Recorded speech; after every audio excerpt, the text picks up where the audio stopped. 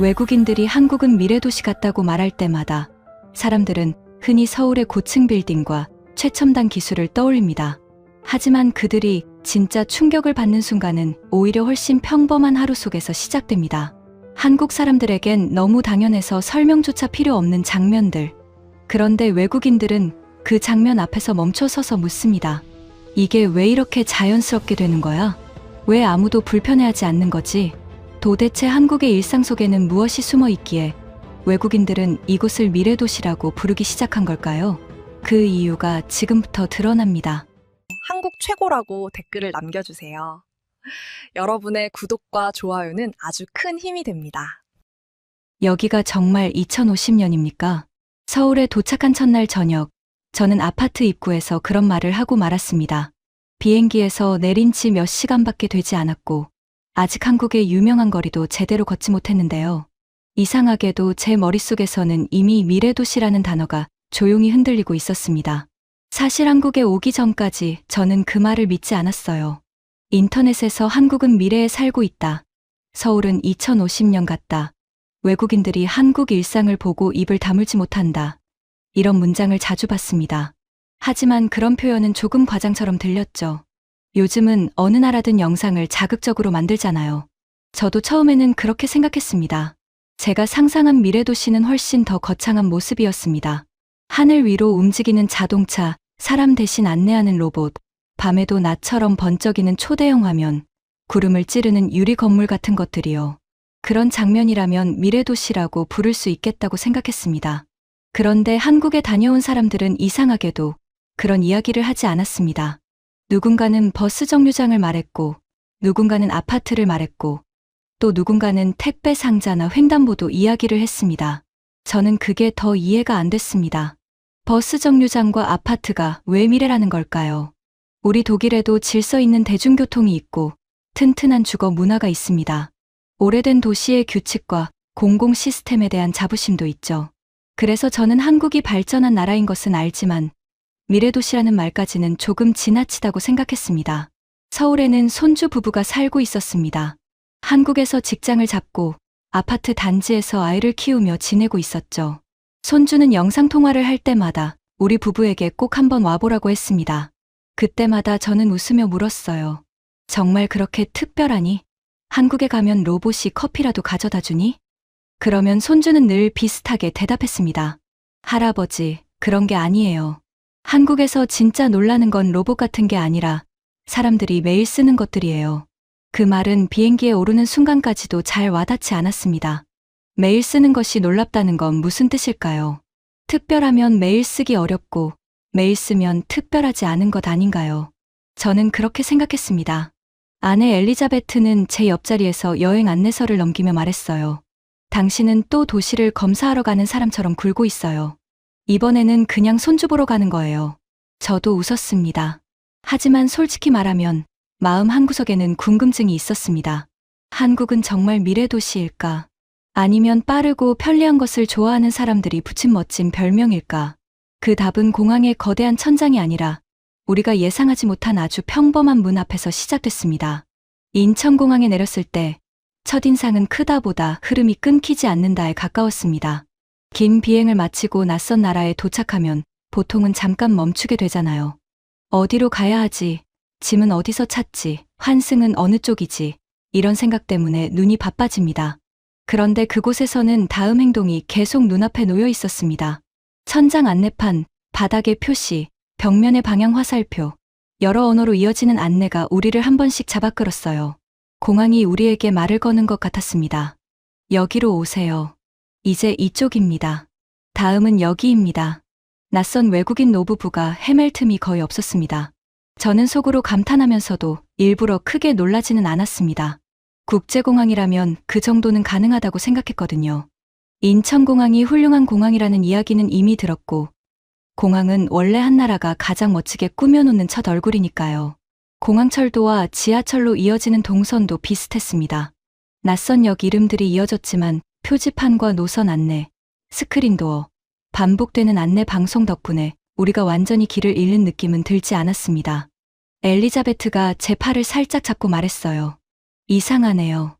처음 온 나라인데 계속 누가 다음 발걸음을 알려주는 것 같아요. 저는 고개를 끄덕이면서도 이렇게 말했습니다.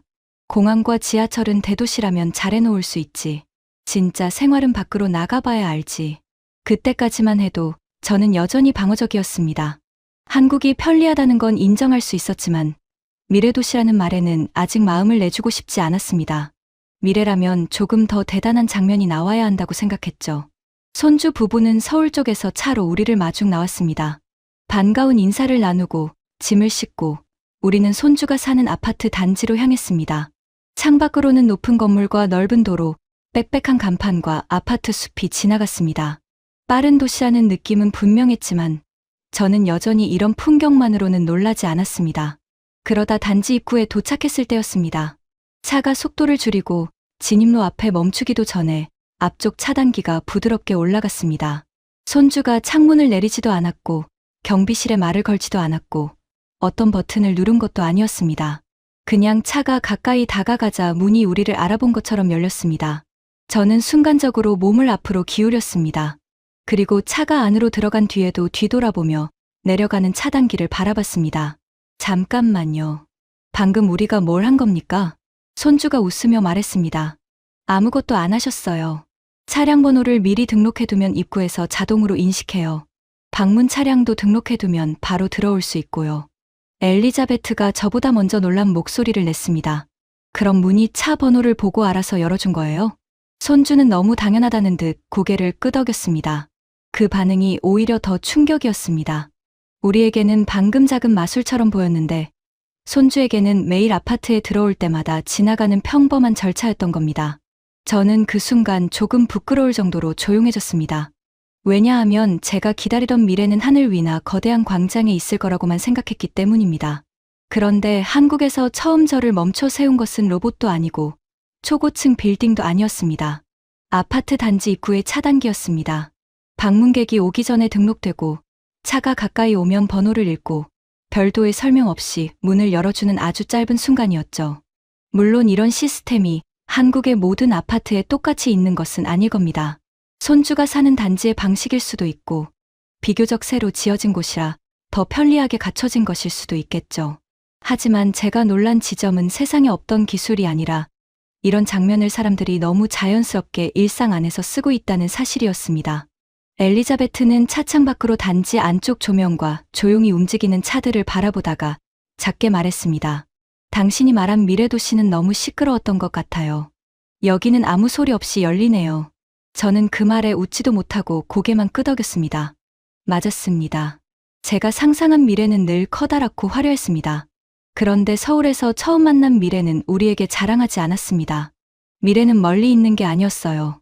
아파트 입구에서 아무 말도 없이 그냥 조용히 열리는 작은 문 안에 이미 와 있었습니다. 그날 밤, 저는 손주 집으로 올라가면서 계속 같은 생각을 했습니다. 한국 사람들이 매일 지나치는 이 입구에서 외국인인 우리는 벌써 기준이 조금 흔들렸습니다. 이게 특별한 체험이 아니라 집에 들어가는 평범한 과정이라고? 그 질문이 머릿속에 남았습니다. 그리고 그때는 몰랐습니다. 이 작은 차단기가 끝이 아니라 시작이었다는 것을요. 한국의 미래도시는 우리를 놀라게 하려고 크게 소리치는 곳이 아니었습니다. 오히려 너무 평범한 곳에서 너무 조용하게 이미 사람들의 하루 속으로 들어와 있었습니다. 다음 날 아침, 저는 아직도 전날 저녁의 차단기 장면을 떠올리고 있었습니다. 아무 말도 하지 않았는데 차 번호를 읽고 조용히 열리던 그 문이 계속 머릿속에 남아 있었어요. 하지만 솔직히 말하면 저는 아직 마음 한쪽에서 유보하고 있었습니다. 그래도 그건 새 아파트 단지라서 가능한 일 아닐까. 한국 전체를 미래도시라고 부르기에는 아직 이르지 않을까. 손주는 우리에게 동네를 조금 걸어보고 버스를 타자고 했습니다. 저는 반가웠습니다. 도시를 제대로 보려면 관광지보다 생활동선을 봐야 한다고 생각했거든요. 화려한 공항이나 새 아파트 입구가 아니라 사람들이 매일 아무 생각 없이 서 있는 버스 정류장. 그런 곳을 보면 이 도시의 진짜 얼굴이 보일 것 같았습니다. 정류장은 아파트에서 2블록 정도 떨어져 있었습니다. 서울의 여름 아침은 이미 끈적했고 그늘 없는 길을 조금 걸었을 뿐인데 목 뒤로 땀이 배어났습니다. 저는 유럽의 잘 정비된 버스 정류장을 떠올렸습니다. 유리 패널, 작은 지붕, 시간표, 노선 안내. 서울도 그 정도면 충분히 훌륭하겠지. 그렇게 생각하며 정류장 안으로 들어섰습니다. 그런데 엘리자베트가 먼저 멈췄습니다. 잠깐만요. 여기 공기가 달라요. 저도 한 걸음 안으로 들어가자 바로 느꼈습니다. 바깥의 후텁지근한 공기와 달리 정류장 안쪽에서는 서늘한 기운이 발끝부터 올라왔습니다. 단순히 그늘이라서 시원한 것이 아니었습니다. 냉방이 되고 있었습니다. 버스 정류장에서요. 엘리자베트가 벤치에 앉더니 놀란 얼굴로 저를 불렀습니다. 저도 옆에 앉아보았습니다. 의자에서 은근히 차가운 기운이 올라왔습니다. 너무 강하지도 않고 몸이 놀랄 만큼 차갑지도 않았어요.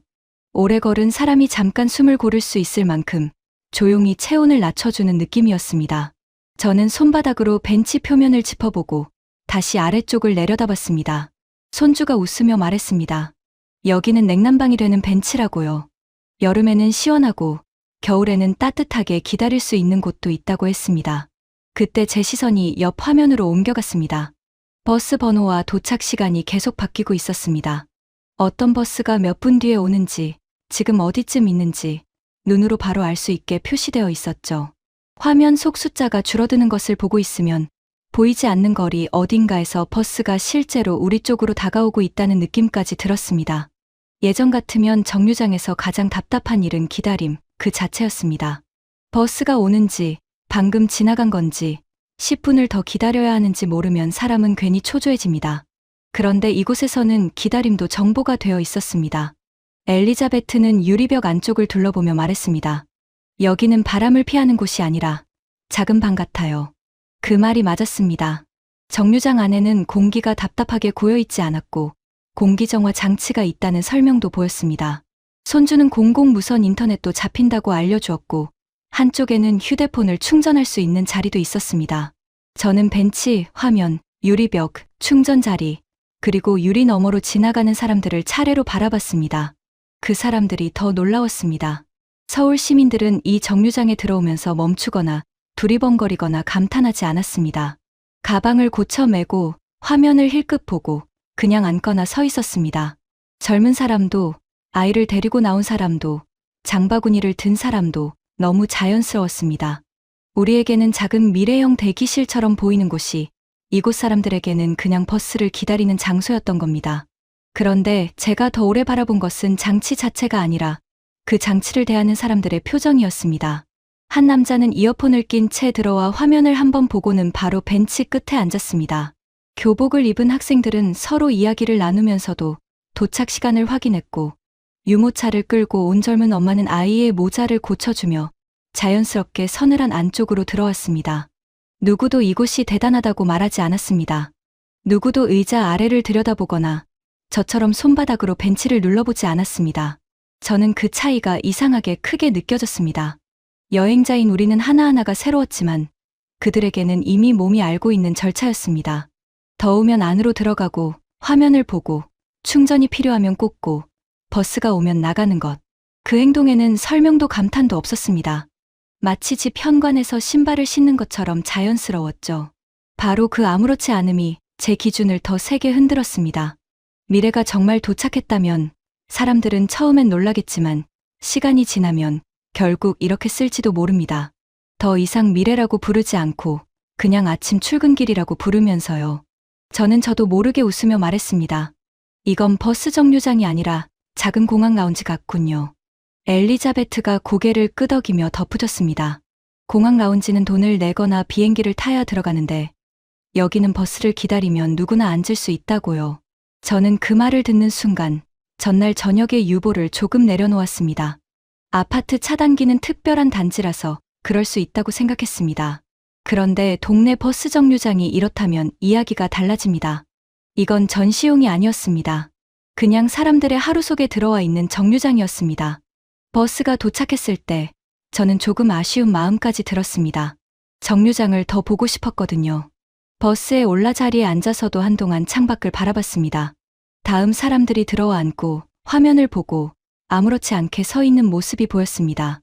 미래는 사람들이 감탄할 때 오는 게 아닐지도 모르겠습니다. 사람들이 아무렇지 않게 쓸 때 그게 이미 도착해 있는 거겠죠.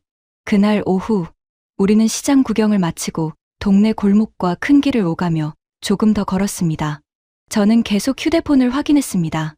서울의 간판은 많았고 골목은 낯설었고 길 이름은 아직 제게 쉽게 들어오지 않았습니다. 지도 앱으로 방향을 보고 번역 앱으로 메뉴를 확인하고 손주와 떨어질 때를 대비해 연락창도 열어두었습니다. 그러다 화면 위쪽에 빨간 표시가 떴습니다. 배터리 2%. 그 숫자를 보는 순간 저는 서울 한가운데서 작은 절벽 앞에 선 기분이 들었습니다. 독일에서도 휴대폰 배터리가 꺼지는 일은 흔합니다. 하지만 낯선 도시에서는 의미가 달랐습니다. 지도도 휴대폰 안에 있고 번역도 휴대폰 안에 있고 연락 방법도 휴대폰 안에 있었습니다. 그 작은 화면이 꺼지면 도시와 이어진 끈 하나가 끊어지는 것처럼 느껴졌습니다. 제가 당황한 표정으로 손주에게 말하자 손주는 놀라지 않았습니다. 잠깐만요 하고 주변을 둘러보더니 가까운 편의점 쪽으로 걸어갔습니다. 가게 문 옆에는 보조 배터리를 빌릴 수 있는 대여 기기가 있었습니다. 앱이나 카드로 꺼내서 쓰고 다른 곳에 반납할 수 있다고 했습니다. 서울의 편의점과 카페 주변에서 이런 기기를 어렵지 않게 볼 수 있다고요. 손주가 조작해서 보조 배터리 하나를 꺼냈고 저는 선을 꽂았습니다. 꺼질 듯하던 화면에 충전 중 표시가 떠올랐습니다. 2%에서 3%, 4%로 숫자가 천천히 올라가는 것을 보는데 이상하게 안도감보다 감탄이 먼저 왔습니다. 저는 웃으며 물었습니다. 한국에서는 휴대폰 배터리까지 도시가 챙기는 겁니까? 손주는 또 웃었습니다. 하지만 저는 정말로 그렇게 느꼈습니다. 이건 단순히 충전기가 있어서 편하다는 이야기가 아니었습니다. 지금 시대에는 길 찾기, 번역, 결제, 사진, 연락, 약속 확인이 모두 휴대폰을 통과합니다. 외국인 여행자에게 휴대폰은 작은 통역사이자 지도이고 가족과 이어진 전화선이죠. 그런데 한국의 도시는 그 작은 기계가 꺼질 때 생기는 불안을 이미 알고 있는 것처럼 보였습니다. 물론 어느 곳에서나 항상 완벽하게 충전할 수 있다는 뜻은 아닐 겁니다. 모든 길모퉁이에 같은 시설이 있는 것도 아니겠죠. 하지만 제가 본 서울의 인상은 분명했습니다. 사람들이 실제로 자주 겪는 불편을 도시가 빠르게 알아채고 생활 속 여러 장소의 해결 방법을 흩어놓는다는 것이었습니다. 공공무선 인터넷, 충전 자리, 보조 배터리 대여 같은 것들이 따로 있는 편의가 아니라 하나의 생활 인프라처럼 느껴졌습니다. 엘리자베트가 제 옆에서 말했습니다. 당신이 찾던 미래는 하늘 위에 없네요.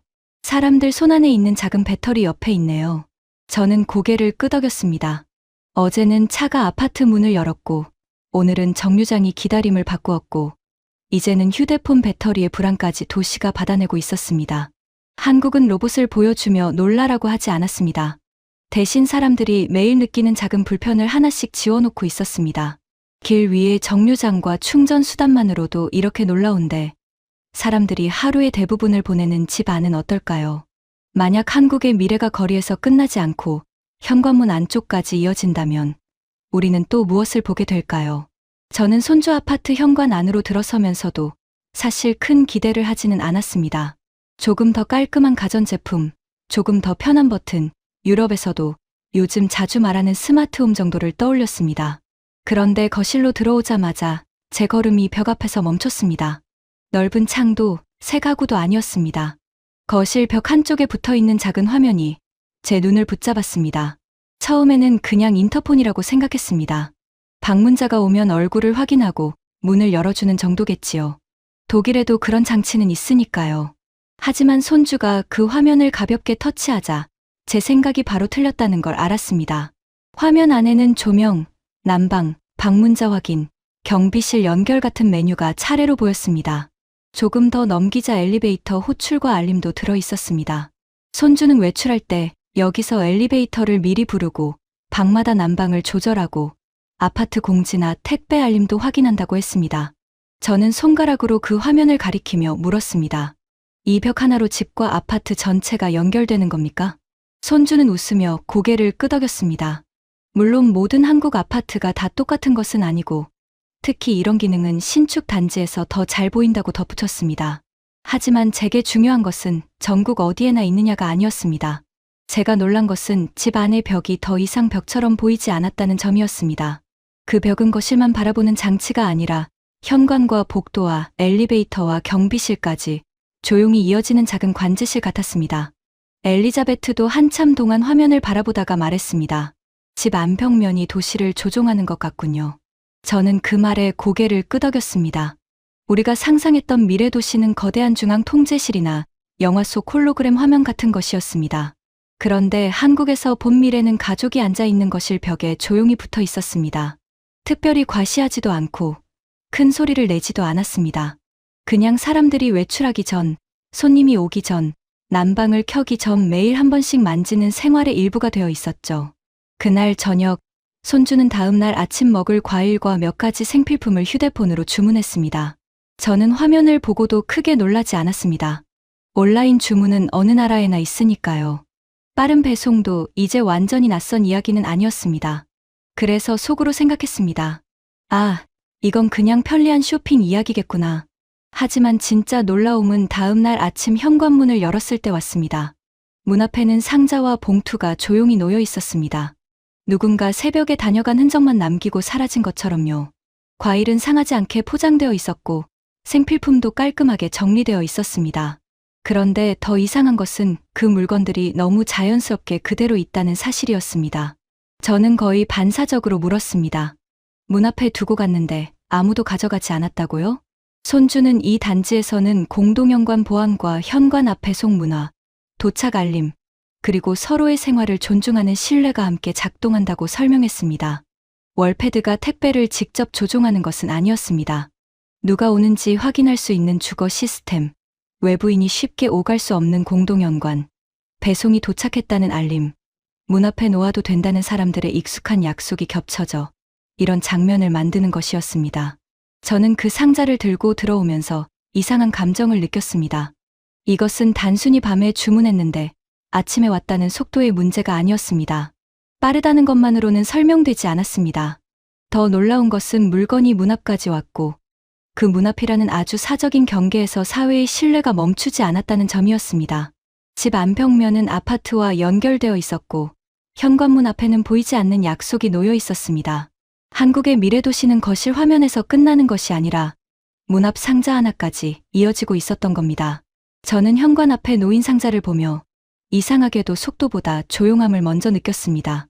문을 열기 전까지 집 안은 평소처럼 조용했고 복도에도 특별한 소란은 없었습니다. 그런데 그 조용한 문 하나 바깥에 누군가의 이동, 주문 확인, 배송 알림, 공동현관의 통과, 이웃들의 묵묵한 약속이 모두 겹쳐져 있었습니다. 상자는 그저 물건이 아니라 이 생활권 안에서는 서로의 문 앞을 함부로 침범하지 않는다는 믿음의 표시처럼 보였습니다. 엘리자베트는 과일 봉투를 들고 한동안 말을 하지 않았습니다. 낯선 나라에서 남의 집 현관 앞에 물건이 그대로 남아있다는 사실은 단순히 치안이 좋다는 한마디로 끝낼 수 없었습니다. 사람들은 바쁘게 살고 배송은 빠르게 움직이고 아파트의 장치는 알림을 보내지만 마지막에는 결국 서로가 지켜주는 작은 선이 있어야 했습니다. 저는 그 선이 보이지 않아서 더 놀라웠습니다. 벽의 화면은 눈에 보였고 공동현관도 눈에 보였지만 문 앞 상자를 그대로 두는 마음은 보이지 않았습니다. 그런데 바로 그 보이지 않는 마음이 이 장면을 완성하고 있었습니다. 엘리자베트가 상자를 안으로 들이며 말했습니다. 우리가 자는 동안 도시가 배달을 맞춰뒀네요. 저는 그때 처음으로 조금 이상한 생각을 했습니다. 한국은 물건을 사는 순간만 빠른 도시일까? 아니면 그 물건을 쓰고 난 뒤 버리는 순간까지도 이런 식으로 정리해 두었을까? 그 질문의 답은 오래 기다리지 않아도 됐습니다. 아침을 먹고 난 뒤 손주는 분리수거할 것과 음식물 쓰레기를 챙기며 우리에게 같이 내려가 보겠느냐고 했습니다. 저는 웃었습니다. 독일 사람에게 분리수거장을 보여주겠다는 말이 조금 재미있게 들렸거든요. 독일도 분리수거 문화가 아주 강한 나라입니다. 종이, 유리, 플라스틱, 보증금 병 같은 것들이 오래된 생활 질서 안에 들어와 있죠. 그래서 저는 한국의 재활용장을 본다고 해서 크게 놀랄 일은 없을 거라고 생각했습니다. 하지만 아파트 아래로 내려가 재활용장에 들어선 순간 저는 또 한 번 말을 줄였습니다. 종이, 플라스틱, 캔, 비닐, 스티로폼이 구역별로 나뉘어 있었고 사람들은 익숙하게 자기 손에 든 것들을 알맞은 곳에 넣고 있었습니다. 누가 크게 지시하지 않아도 동선이 정해져 있는 것처럼 움직였습니다.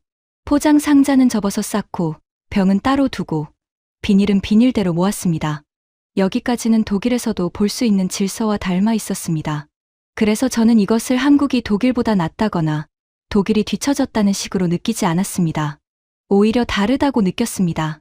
독일의 분리수거가 오래 쌓인 규칙과 습관의 느낌이라면 한국 아파트의 재활용장은 공동주거의 매일 동선 안에 들어온 작은 시스템처럼 보였습니다.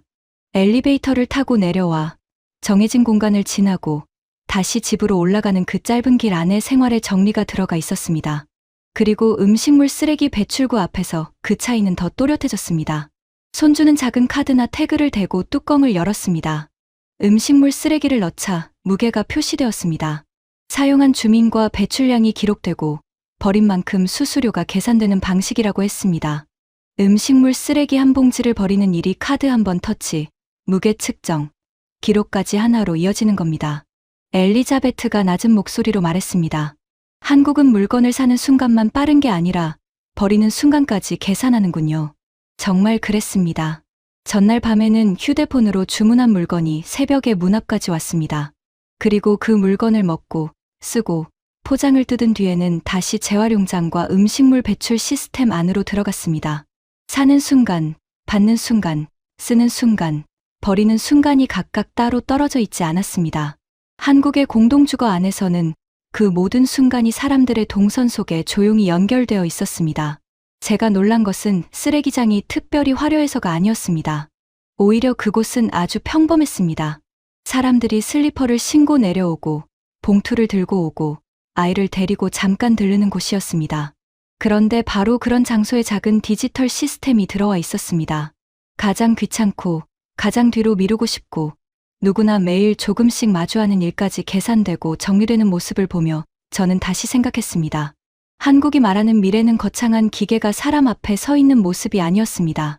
기다림은 정류장에서 정보가 되었고 배터리 불안은 충전 인프라가 되었고 집 안벽은 아파트와 연결되었고 문 앞 배송은 생활의 실내 위에 놓였습니다. 이제는 쓰레기를 버리는 순간까지 작은 기록과 시스템 안으로 들어와 있었습니다. 재활용장을 나와 다시 엘리베이터 쪽으로 걸어가는데 저는 아파트 입구 밖으로 보이는 횡단보도를 바라보았습니다. 도시가 이렇게 집 안과 문 앞과 쓰레기장까지 사람들의 행동을 따라와 있다면 길을 건너는 방식은 또 어떻게 바뀌어 있을까요? 저는 그때 아직 몰랐습니다. 잠시 뒤 신호등마저 사람들의 눈높이가 아니라 사람들이 실제로 내려다보는 바닥으로 내려와 있을 줄은요. 재활용장을 나와 단지 밖으로 걸어 나오던 시간은 저녁 무렵이었습니다. 하늘은 완전히 어둡지는 않았지만 건물 사이로 불빛이 하나둘 켜지고 있었고 길 위의 사람들은 퇴근길과 산책길이 섞인 얼굴로 움직이고 있었습니다. 저는 조금 전 본 음식물 배출기의 화면을 계속 떠올리고 있었습니다. 물건을 사고, 받고, 쓰고, 버리는 순간까지 작은 시스템으로 이어지는 도시라니요. 그 정도면 놀랄 일은 다 본 것 같았습니다. 그런데 한국은 이상하게도 제가 마음을 놓는 순간마다 또 다른 장면을 보여주었습니다. 우리는 큰 길 앞 횡단보도에 섰습니다. 처음에는 정말 평범한 횡단보도라고 생각했습니다. 차들이 지나가고 사람들은 신호를 기다리고 건너편에는 버스 정류장과 편의점 불빛이 보였습니다. 독일에서도 매일 보는 도시의 장면이었죠. 저는 자연스럽게 위쪽 신호등을 보려고 고개를 들었습니다. 그런데 제 시선보다 먼저 발밑에서 붉은 빛이 눈에 들어왔습니다. 처음에는 그냥 바닥 조명인 줄 알았습니다. 보도에 박힌 장식용 빛 같은 것이려니 했습니다. 그런데 자세히 보니 아니었습니다. 횡단보도 앞 바닥에 길게 들어온 빛은 위에 있는 보행 신호와 맞춰 움직이고 있었습니다. 빨간 빛이 발끝에서 조용히 빛나다가 신호가 바뀌는 순간 초록빛으로 바뀌었습니다. 저는 원래 신호등을 받고 다시 바닥을 내려다봤습니다. 그리고 저도 모르게 말했습니다. 신호등이 땅으로 내려왔군요. 손주는 그 말에 웃더니 요즘 이런 바닥형 신호등이나 보행 안내 장치가 여러 곳에 생기고 있다고 설명했습니다. 스마트폰을 보며 걷는 사람들, 키가 작은 아이들, 밤길에 신호를 놓치기 쉬운 보행자들을 위해서라고 했습니다. 어떤 곳은 차량 접근을 알려주거나 어두운 시간에 보행자를 더 잘 보이게 하는 장치도 함께 들어간다고 했습니다. 처음 그 설명을 듣고 저는 오래된 생각을 먼저 했습니다. 사람이 길을 건널 때는 당연히 고개를 들고 신호등을 봐야 하는 것 아닌가? 스마트폰을 보며 걷는 습관을 도시가 맞춰줘야 하는 걸까? 아이들에게도 신호등을 잘 보라고 가르치는 것이 먼저 아닐까? 제 머릿속에서는 그런 질문들이 빠르게 지나갔습니다. 하지만 바로 그 순간 오늘 본 장면들이 한 줄로 이어졌습니다. 버스 정류장에서 그랬습니다. 한국은 사람들에게 더운 날에도 그냥 참고 기다리라고만 하지 않았습니다. 기다림이 생기는 바로 그 자리에 시원한 의자와 도착 정보와 충전 기능을 놓아두었습니다. 휴대폰 배터리가 거의 꺼졌을 때도 그랬습니다. 스마트폰을 덜 쓰라고 말하기보다 이미 스마트폰으로 길을 찾고 번역하고 결제하는 시대라는 사실을 인정하고 그 불안을 줄이는 방법을 도시 안에 깔아두고 있었습니다. 집 안에서도 마찬가지였습니다. 거실 벽에 월패드는 사람이 복도로 나가 확인해야 할 일들을 집 안으로 끌어왔습니다. 엘리베이터, 방문자, 난방, 알림이 벽 하나에 모여 있었습니다. 문 앞 택배는 바쁜 시간에 맞춰 생활이 움직이는 방식이었고 재활용장의 카드 태그는 가장 귀찮은 버리는 순간까지 생활 동선 안에서 정리해주는 방식이었습니다. 그리고 이제 신호등까지 바닥으로 내려와 있었습니다. 저는 그제야 조금 다르게 보였습니다. 한국이 사람을 게으르게 만든다는 생각이 아니었습니다. 오히려 반대였습니다. 한국은 사람들이 실제로 어떻게 사는지 아주 가까이에서 보고 있는 도시 같았습니다. 사람들이 어디에서 기다리는지, 무엇을 가장 자주 확인하는지, 어느 순간에 불안해하는지, 어떤 길에서 시선을 내리는지, 그런 실제 행동들을 먼저 본 뒤에 기술을 그 자리로 내려놓는 것 같았습니다. 위에 있는 신호등은 여전히 중요했습니다. 사람은 고개를 들어야 하고 길을 건널 때 조심해야 합니다. 하지만 한국의 바닥 신호는 그 당연한 말만 반복하지 않았습니다. 혹시 고개를 숙인 사람이 있다면, 혹시 아이가 위쪽 신호를 놓친다면, 혹시 밤길에 빛이 부족하다면 도시가 한 번 더 알려주겠다는 표시처럼 보였습니다. 엘리자베트는 바닥에 빨간 빛이 초록빛으로 바뀌는 순간을 보며 조용히 말했습니다. 미래가 사람들 머리 위에 있는 게 아니라 발밑까지 내려왔네요. 저는 그 말을 듣고 한참 동안 횡단보도를 바라봤습니다. 사람들이 초록빛을 따라 자연스럽게 길을 건넜습니다. 누군가는 휴대폰을 들고 있었고, 누군가는 아이 손을 잡고 있었고, 누군가는 장바구니를 들고 있었습니다. 그 사람들에게 이 장면은 특별한 구경거리가 아닌 듯 했습니다. 아무도 멈춰 서서 사진을 찍지 않았고, 아무도 감탄하지 않았습니다. 그냥 매일 건너는 길을 건널 뿐이었습니다. 바로 그 평범함이 가장 놀라웠습니다. 그 횡단보도 앞에서 저는 하루 동안 본 장면들을 다시 거꾸로 걸어보는 기분이 들었습니다. 아파트 입구에 차단기는 차가 도착하는 순간을 미리 알아보았고, 정류장은 기다리는 사람의 몸과 시간을 돌보았습니다. 충전기기는 꺼져가는 휴대폰을 다시 도시와 연결했고, 거실 벽의 화면은 집 안과 복도를 한 장의 화면 안에 붙여놓았습니다. 문 앞 상자는 속도와 신뢰가 만나야만 가능한 장면이었고, 재활용장의 카드 태그는 먹고 난 뒤의 작은 책임까지 숫자가 아니라 생활 습관으로 바꿔놓았습니다. 이 모든 장면은 서로 다른 곳에 있었지만 이상하게 같은 문장을 말하고 있었습니다. 사람을 기술적으로 억지로 끌고 가는 것이 아니라 사람이 이미 서 있는 자리로 기술이 다가온다는 문장이었습니다. 그래서 바닥 신호등은 마지막 장면처럼 느껴졌습니다. 위에 있던 빛이 아래로 내려온 것처럼 한국에서 본 여러 시스템도 높은 전시관이나 연구소가 아니라 정류장, 현관, 복도, 쓰레기장, 횡단보도까지 내려와 있었습니다. 저는 그제야 전날부터 쌓인 감탄들이 하나의 답으로 모이는 것을 느꼈습니다. 미래 도시는 눈부신 하나의 장면이 아니라 하루의 작은 순간들이 끊기지 않게 이어질 때 만들어지는 것이었습니다. 그날 밤 숙소로 돌아와서도 저는 바닥에 빛나던 신호를 자꾸 떠올렸습니다. 신호등이 땅으로 내려왔다는 말은 농담처럼 나왔지만 사실은 한국이라는 도시를 설명하는 말처럼 느껴졌습니다. 미래가 높은 곳에서 사람을 내려다보는 것이 아니라 사람들이 실제로 보는 곳으로 내려온 도시.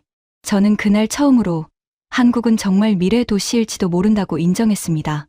다만 제가 생각했던 미래 도시와 모양이 전혀 달랐을 뿐입니다. 귀국 전날 밤, 우리는 독일에 있는 오래된 친구와 영상통화를 했습니다. 친구는 우리가 한국에 간 뒤로 계속 궁금해했습니다. 화면이 연결되자마자 그는 웃으며 물었습니다. 그래서 서울은 정말 미래도시 같았나? 로봇이 길거리에서 커피라도 가져다 주던가. 저도 웃었습니다. 예전에 저라면 초고층 건물이나 전광판, 빠른 지하철 이야기를 먼저 했을지도 모릅니다.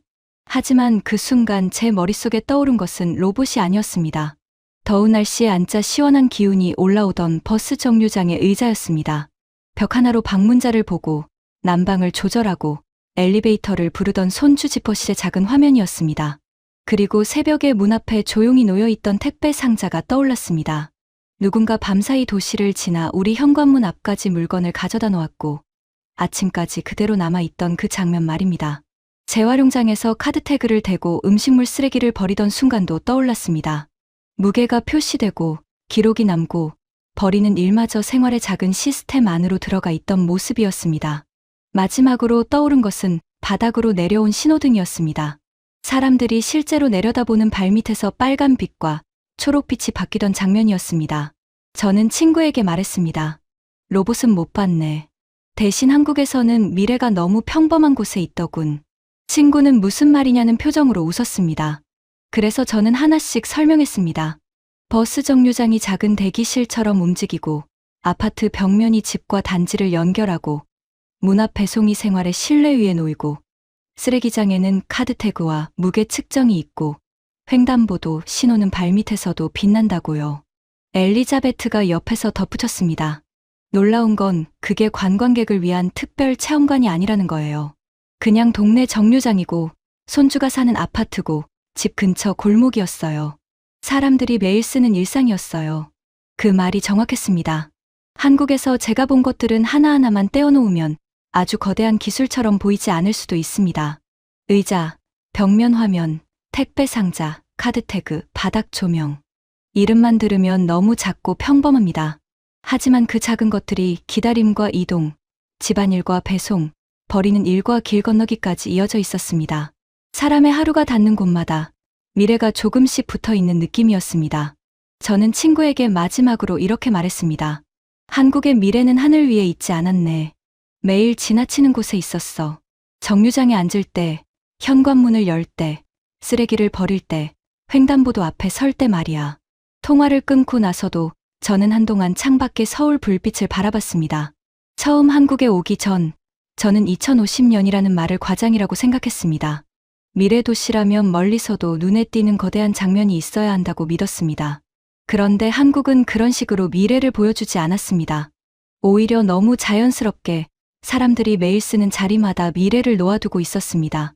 그래서 더 놀라웠습니다. 특별해서 놀라운 것이 아니라 특별하지 않아서 더 놀라웠습니다.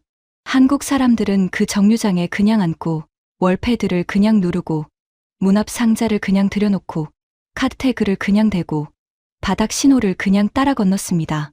그들에게는 생활이었지만 제게는 기준이 무너지는 장면들이었습니다. 그때 저는 비로소 이해했습니다. 한국은 미래를 기다리는 나라가 아니었습니다.